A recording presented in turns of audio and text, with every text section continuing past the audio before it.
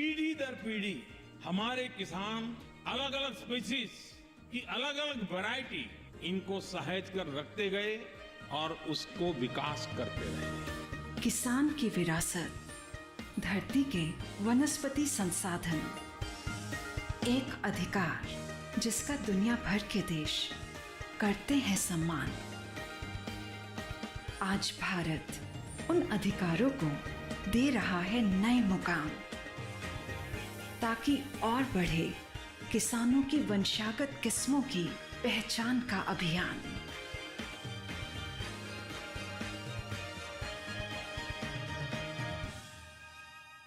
नमस्कार, आप देख रहे हैं दूरदर्शन किसान कृषि दर्शन कार्यक्रम में। स्वागत आप सभी का। मैं हूं आपके साथ अदिति शर्मा। हमारे इस कार्यक्रम के माध्यम से कृषि जगत में हो रही हलचलों की जानकारियां हम आप तक पहुंचाने की पूरी कोशिश करते हैं, ताकि आपको पता चल सके कि किस तरह के प्रयास हो रहे हैं इस क्षेत्र में विकास और विस्तार के लिए। आज के हमारे इस कार्यक्रम में भी ऐसी ही अहम जानकारियां हम आप तक पहुंचाएंगे। तो फिर आइए आज के इस अंक की शुरुआत करते हैं। –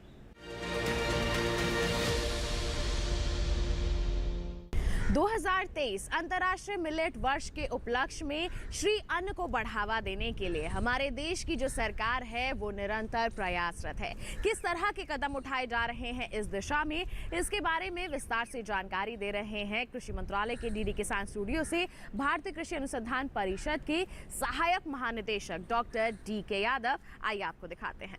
जैसा कि आप सभी जानते हैं कि हमारा देश वर्ष 2023 को अंतर्राष्ट्रीय श्री अन्न वर्ष के रूप में मना रहा है, और उसी क्रम में बहुत से कार्यक्रम किए जा रहे हैं, जिसमें कि अगर हम खेत की बात करें, किसानों की बात करें, तो उनको जो ये विभिन्न जो श्री अन्न हमारे देश में हम जो उगाते हैं उनकी भरपूर जानकारी देना, उनके फ़ायदे बताना, किस तरह से वो क्लाइमेट के लिए रेजिलिएंट हैं, किस तरह से उनमें गुणवत्ता के गुण हैं।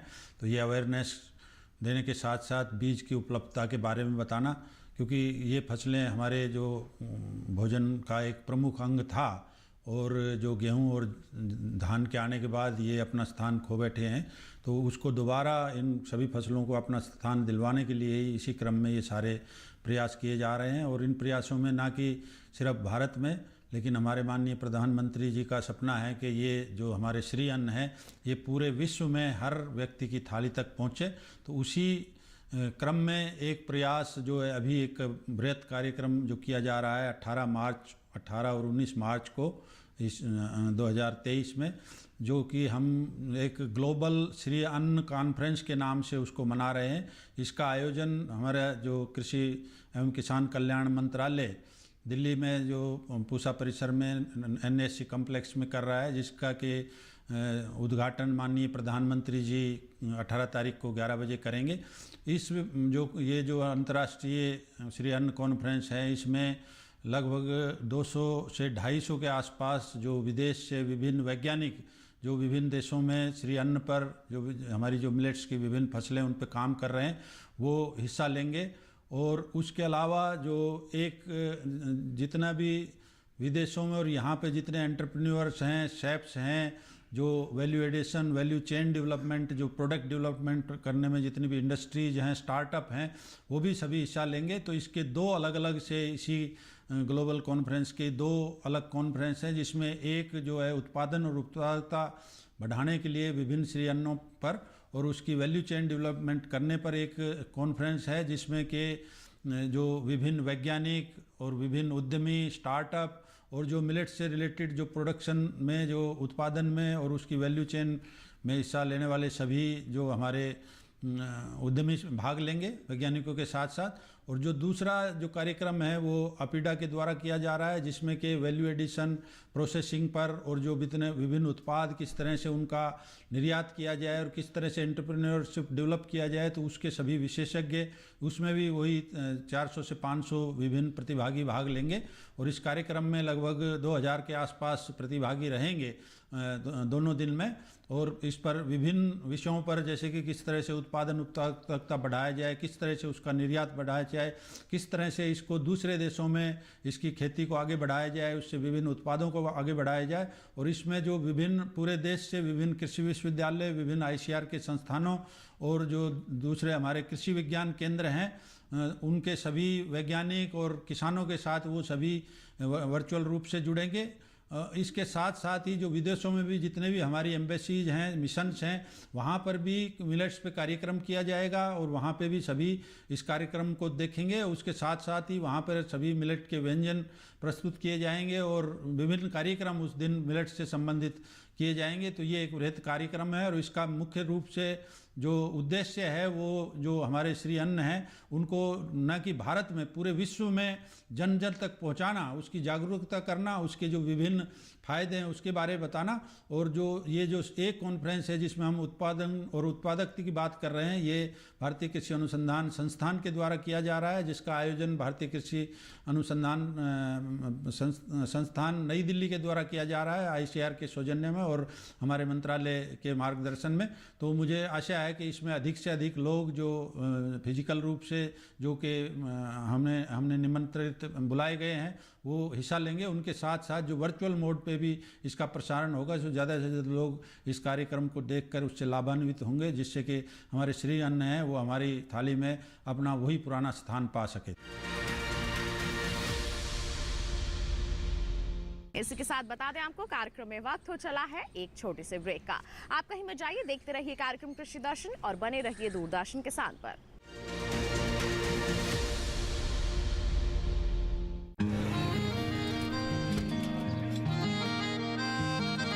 क्या बात है भाई, आजकल तो काफी खुश नजर आ रहे हो। क्यों ना हो, अब मैं ऑर्गेनिक खेती जो कर रहा हूँ ये पूरा प्राकृतिक है, ऑर्गेनिक है। इसमें हमारे खेत, हमारी फसल और हमारी जेब सब फायदे में होते हैं और इसमें लागत भी कम है। जी हाँ, आप भी ऑर्गेनिक खाद का प्रयोग करें, अपनी फसल और मिट्टी को तंदुरुस्त बनाएं और आपकी आमदनी में इजाफा करें। अधिक जानकारी के लिए किसान call centre toll free number 1800-180-1551 पर कॉल करें और लॉग ऑन करें kisan.gov.in और farmer.gov.in। कृषि और किसान कल्याण मंत्रालय द्वारा किसान हित में जारी।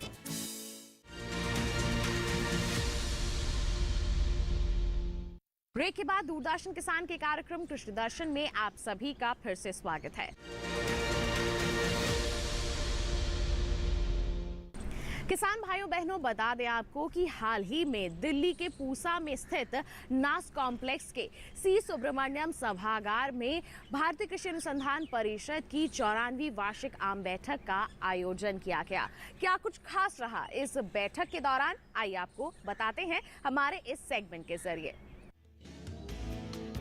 भारतीय कृषि अनुसंधान परिषद के 94वें वार्षिक आम बैठक दिल्ली स्थित पूसा के नास कॉम्प्लेक्स के सुब्रमण्यम ऑडिटोरियम में आयोजित की गई।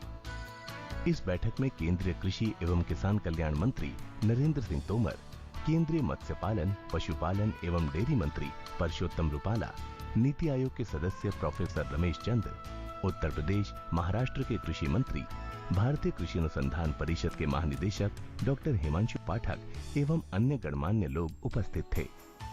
इस अवसर पर भारतीय कृषि अनुसंधान परिषद के अनेक महत्वपूर्ण प्रस्तावों को पारित किया गया। इस अवसर पर केंद्रीय कृषि एवं किसान कल्याण मंत्री नरेंद्र सिंह तोमर ने कहा, आज कृषि के क्षेत्र में भारत की अहमियत दिनों दिन बढ़ती जा रही है और भारत से अपेक्षाएं भी बढ़ती जा रही हैं। अभी डॉक्टर हिमांशु पाठक अमृत काल की बात कर रहे थे। यह सच है कि 2047 ये नए भारत को गढ़ने का एक लक्ष्य है। आज से लेकर 2047 तक जो अमृत काल का समय है, इस लक्ष्य को हासिल करने में जितनी भी चुनौतियां हैं, उन चुनौतियों को न सिर्फ स्वीकार करना, उन चुनौतियों पर विजय प्राप्त करना, यह भी निश्चित रूप से हम सब लोगों की आज जिम्मेवारी है। भारत सरकार प्रधानमंत्री नरेंद्र मोदी जी के नेतृत्व में लगातार नित नए मंत्रों के आधार पर काम कर रही है। सबका साथ, सबका विकास, सबका प्रयास और सबका विश्वास, यह मूल मंत्र है हमारा। इसमें किसी को भी न छोड़ते हुए लक्ष्य की ओर निरंतर बढ़ते जाना, इस दिशा में हम सब लोगों को चलने की आवश्यकता है। जय जवान जय किसान, शास्त्री जी ने यह नारा दिया था। तत्कालीन प्रधानमंत्री अटल बिहारी वाजपेयी जी ने इस यात्रा में जय विज्ञान को जोड़ा और प्रधानमंत्री नरेंद्र मोदी जी ने इसमें अनुसंधान को जोड़ा। तो आज ये हम लोगों के लिए मंत्र बन गया है कि जय जवान जय किसान, जय विज्ञान और जय अनुसंधान। लेकिन जब हम अमृत काल में अपनी जिम्मेवारी की बात करते हैं तो निश्चित रूप से नए भारत के लिए नया विज्ञान चाहिए, नया अनुसंधान चाहिए, नया कौशल चाहिए, नया इनोवेशन चाहिए, क्योंकि आने वाला कल भारत का कल है और भारत का कल तब तक नहीं बनेगा जब तक इस कल को अपना कल बनाने की कोशिश हमारी नहीं होगी। और इसलिए आप सब अनुभव करते हैं, प्रधानमंत्री नरेंद्र मोदी जी के नेतृत्व में समग्र विकास और संतुलित विकास की कल्पना को चरणबद्ध तरीके से आगे बढ़ाने का प्रयत्न किया जा रहा है। जब समग्र विकास की बात हम करते हैं तो उसमें कृषि का क्षेत्र देश की बैकबोन की तरह है। इस क्षेत्र को बढ़ाना यह हम सब लोगों की निश्चित रूप से जिम्मेवारी है। जलवायु परिवर्तन के दौर जैसी विभिन्न समस्याएं हमारे सामने हैं। किसान की खड़ी फसल में प्राकृतिक प्रकोप से उसका नुकसान हो जाए, ये भी चुनौती हम सब लोगों के सामने है। लेकिन नए भारत में नई टेक्नोलॉजी के साथ, नए अनुसंधान के साथ हम सब लोगों को किसान के पास तक पहुंचना है। किसान की आमदनी भी बढ़ानी है, किसान के घर में समृद्धि भी लानी है, गांव को भी समृद्ध बनाना है, कृषि को भी समृद्ध बनाना है और कृषि में टेक्नोलॉजी का उपयोग बढ़ाते हुए हमारे उत्पादन की गुणवत्ता ऐसी रहे जो वैश्विक मानकों पर खरी उतर सके। इस अवसर पर केंद्रीय मत्स्य पालन, पशुपालन एवं डेयरी मंत्री परषोत्तम रूपाला ने कहा, कोरोना वैक्सीन हमारे साइंटिस्टों ने जो इसका आविष्करण किया उनकी भी बहुत तारीफें हुई, मगर इस वैक्सीनेशन के प्रोग्राम में प्रधानमंत्री श्री नरेंद्र मोदी जी ने कोरोना वैक्सीन से 1 साल पहले देश के सारे मवेशियों को वैक्सीनेशन करने का भारत सरकार के खर्चे से ऐलान कर दिया है। बातों की सराहना बहुत कम होती है और उसी में भी हमारे आईसीआर के वैज्ञानिकों ने अपनी इंडिजिनस वैक्सीन को संशोधित कर दिया है। ये विश्व स्तर पर हमारी एक उपलब्धि है, ऐसा हमें बहुत गर्व से कहने की आवश्यकता है।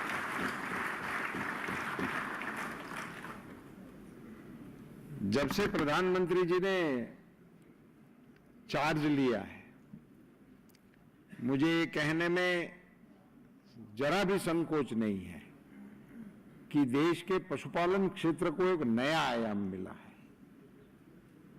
एक प्रकार से वैक्सीनेशन का इतना बड़ा ड्राइव और दूसरी ओर से मोबाइल वेटरनरी यूनिट, ये दो इतने बड़े निर्णय इस क्षेत्र के लिए हुए हैं कि अभी इनका असर आगामी दिनों में भारत सरकार के पशुपालन क्षेत्र में हो रहा है। हम इधर आईसीआर के इस बहुत ही महत्वपूर्ण मंथन का हिस्सा होने के नाते मुझे इतना बताना था कि हमारा जो IVF, AI, ये जो टेक्नोलॉजी है और सेक्स सॉर्टेड सीमेन, ये 2-3 टेक्नोलॉजी को हमें थोड़ा सरलता से और सहजता से किसानों में उपलब्धि कराने का कोई रास्ता ढूंढने में थोड़ी मेहनत करने की आवश्यकता है। सेक्स सॉर्टेड सीमेन है, अब इसको कैसे किफायत कर दिया जाए। मैं तो मानता हूं कि राज्य सरकारें, भारत सरकार और हम सब मिलकर इसको पशुपालकों के लिए कैसे एक सरलता से उपलब्ध करा दे, तो मुझे लग रहा है कि भारत के पशुपालन क्षेत्र को तो मदद मिलेगी, पशुपालक को तो मदद मिलेगी ही मिलेगी। हमारी फूड सिक्योरिटी को और न्यूट्रिशनल हमारी जो आवश्यकता है उनकी परिपूर्ति के लिए ये बहुत बड़ा कंट्रीब्यूट हम इनसे कर सकते हैं। जब भी ये वैक्सीनेशन ड्राइव के मसलों को मैं पशुपालन मंत्री के नाते रिव्यू करता हूं, तो 1-2 चीजें सामने आती है कि इसकी बैचेज जो वैक्सीन की होती है, FMD वगैरह की, PPR वगैरह की, तो उनकी बैचेज के टेस्टिंग में बड़ा टाइम जाता है और ये सुविधा हमारे पास कम है। कुछ एकाध लेबोरेटरी ही है, इसके कारण वही वैक्सीन के इस बैचेज को सर्टिफाइड कराने में हमारा समय जा रहा है। तो ICR से मेरा अनुरोध है कि 1-2 और लेबोरेटरी को भी आप सक्षम भी कर दे और अप्रूव भी कर दे। इस अवसर पर नीति आयोग के सदस्य प्रोफेसर रमेश चंद ने कहा, कृषि के क्षेत्र में भारत ने जो उपलब्धियां की हैं उसकी एक ग्लोबल रिकॉग्निशन है।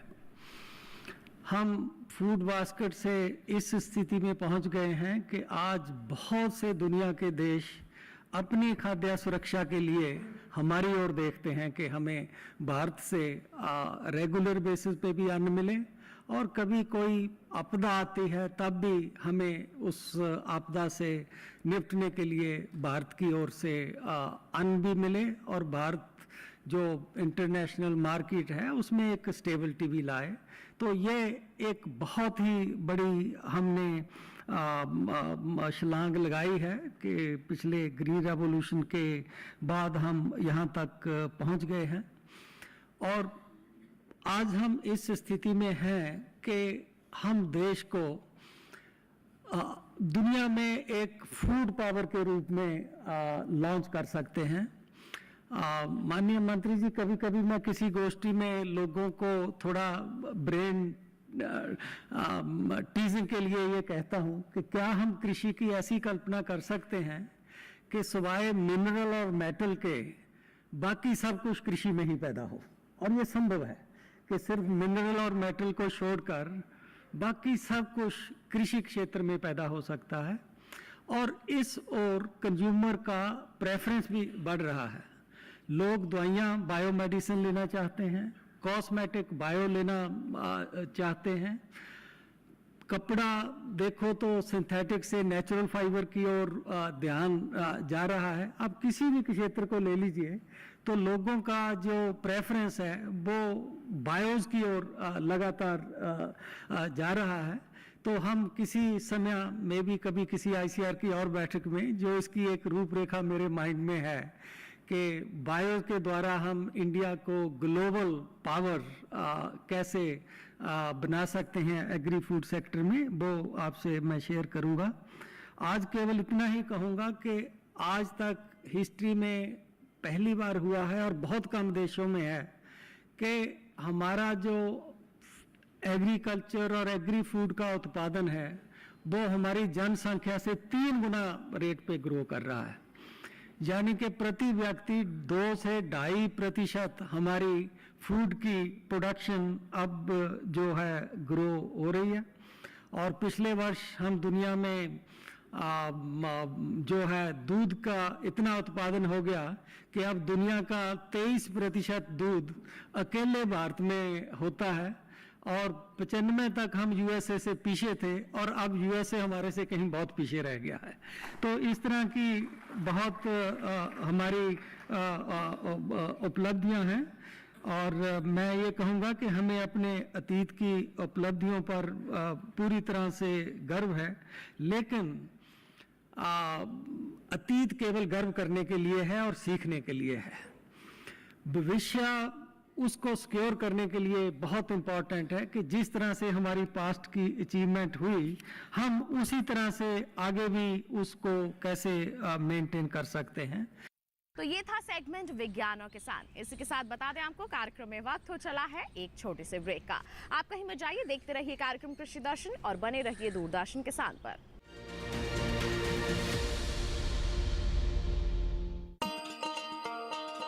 किसान भाइयों गांठ बांध लो, गांठ बांध लो, बात बहुत है काम की, समृद्धि के पैगाम की। मिट्टी के मिजाज को समझो, मिट्टी के हर राज को समझो, मिट्टी की तुम जांच कराओ, मुफ्त सॉइल हेल्थ कार्ड ले जाओ। कभी मुनासिब बीज लगाओ, सही किस्म की खाद ले आओ, जितनी जरूरी उतनी डालो, सही मात्रा खुद पहचानो, इसको अपना मंत्र बना लो, मिट्टी की सेहत तो जानो। बात बहुत है काम की, कम लागत अधिक वरदान की। किसान भाइयों गांठ बांध लो, आज ही मिट्टी की जांच कराएं, राज्य सरकार के कृषि अधिकारी से संपर्क करें और मुफ्त में सॉइल हेल्थ कार्ड पाएं। कृषि और किसान कल्याण मंत्रालय द्वारा किसान हित में जारी। ब्रेक के बाद दूरदर्शन किसान के कार्यक्रम कृषि दर्शन में आप सभी का फिर से स्वागत है। अब कार्यक्रम में वक्त है हमारे सेगमेंट फार्मिंग इंडिया पर नजर डालने का।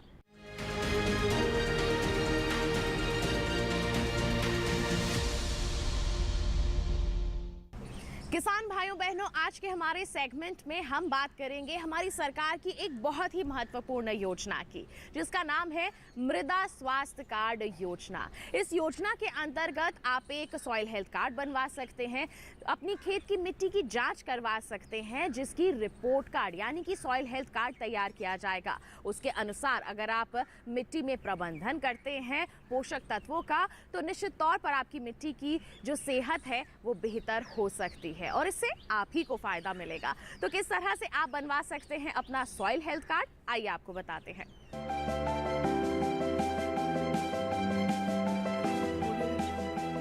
मिट्टी की कमजोर सेहत का असर फसलों की पैदावार और गुणवत्ता दोनों पर पड़ रहा है। साथ ही फसल लागत भी बढ़ती जा रही है। इसी समस्या के समाधान के लिए केंद्र सरकार ने 2015 में सॉइल हेल्थ कार्ड यानी मृदा स्वास्थ्य कार्ड योजना शुरू की थी।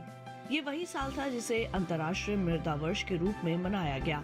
एक ऐसी योजना जो खेत की मिट्टी में कमजोरियों का भी पता लगाती है और बताती है कि मिट्टी में कौन से पोषक तत्व की कमी हो रही है।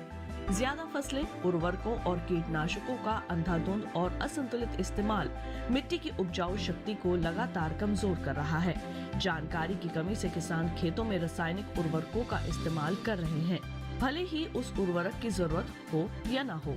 किस खेत की मिट्टी को कौन सा तत्व चाहिए और कौन सा नहीं, ये सब जानने के लिए उसकी जांच जरूरी है। मृदा स्वास्थ्य कार्ड यही काम करता है।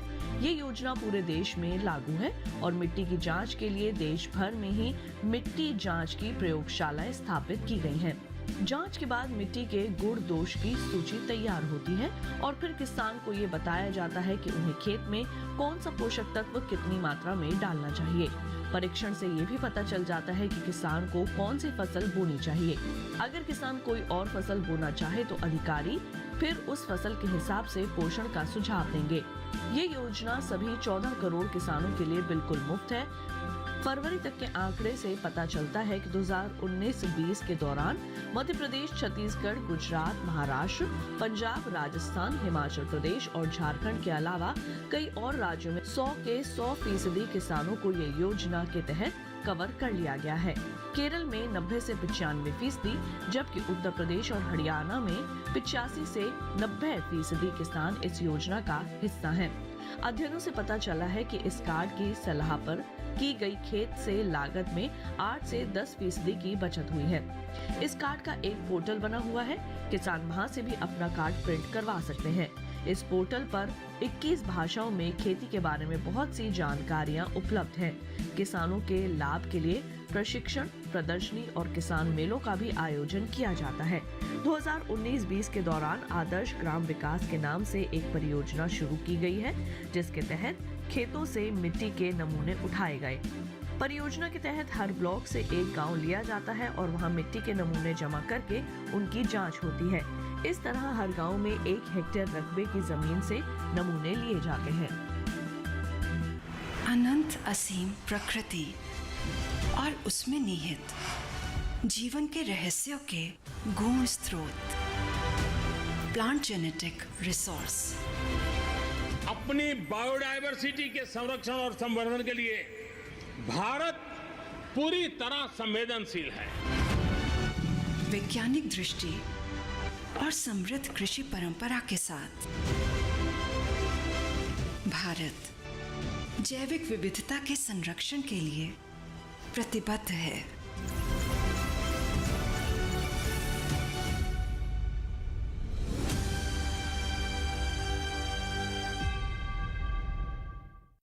तो ये था सेगमेंट फार्मिंग इंडिया। इसी के साथ आपको बता दें कि आज के कार्यक्रम में बस इतना ही। उम्मीद है जितनी भी जानकारियां आज के कार्यक्रम के माध्यम से आप तक पहुंचाई गई हैं, सभी आपके लिए फायदेमंद साबित हुई होंगी। साथ ही आपको बता दें ये भी कि आप हमारा ये कार्यक्रम दोबारा देख सकते हैं। टीवी स्क्रीन पर दिखाए जा रहे इस QR कोड को आप स्कैन कर लीजिए, सीधा पहुंच जाएंगे हमारे YouTube चैनल पर। साथ ही आप हमसे जुड़ भी सकते हैं। ईमेल कीजिए हमें। ईमेल ID है krishidarshandddk@gmail.com। आप हमें पत्र भी लिख सकते हैं। पता है हमारा कृषि दर्शन, कमरा नंबर 58, CPC दूरदर्शन, खेलगांव, नई दिल्ली 110049। तो किसान भाइयों बहनों, इसी के साथ हमें दीजिए इजाजत, लेकिन आप बने रहिए दूरदर्शन किसान पर। नमस्कार।